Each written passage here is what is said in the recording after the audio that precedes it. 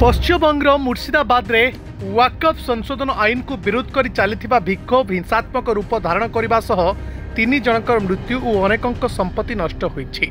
Kolkata high court को निर्देश पर केंद्रीय बाहिनी शांति रक्षा दायित्व ग्रहण करिछि एवं हिंसा प्रभावित अंचल स्वाभाविक स्थिति को फेरिछि।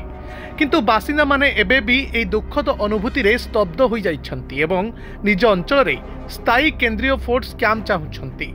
हिंसा प्रपीड़ित धुलिया अंचल बासिंदा खुशदू दास एक न्यूज एजेंसी को कहिछन्ति सेमाने आमर तेजराती दुकान को पोड़ीदेले एवं आम घरे निया लगाईदेले।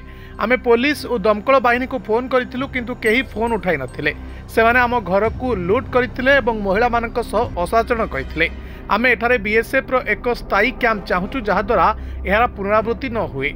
आमे एठारे शांति रे रहिबा को चाहुचु। आउ जने बासिंदा प्रजाक्त दास कहिसंती जे परिस्थिति एबे भी भीतिप्रद रहिछि। आमे शांति निरापत्ता और एहार समाधान चाहुचु।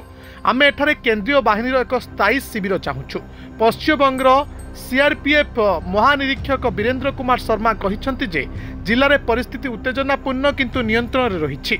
ए अंचल 4टी बीएसएफ कंपनी समेत 8टी सीआरपीएफ कंपनी मुतयन अछंती। गत 48 घंटा मध्य जंगीपुर, धुलिया, सुती और शमशेरगंज अंचल में केंद्रीय बाहिनी और राज्य पुलिस नजर रखिथिबा बेले कोनोसी हिंसाकांड घटी नाही। ए हिंसाकांड घटना रे एपर्यंत मोट 210 जन को गिरफ्त करा जायछि।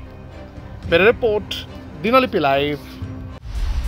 दिनलिपि लाइव को एबे ही लाइक शेयर सब्सक्राइब करंतु।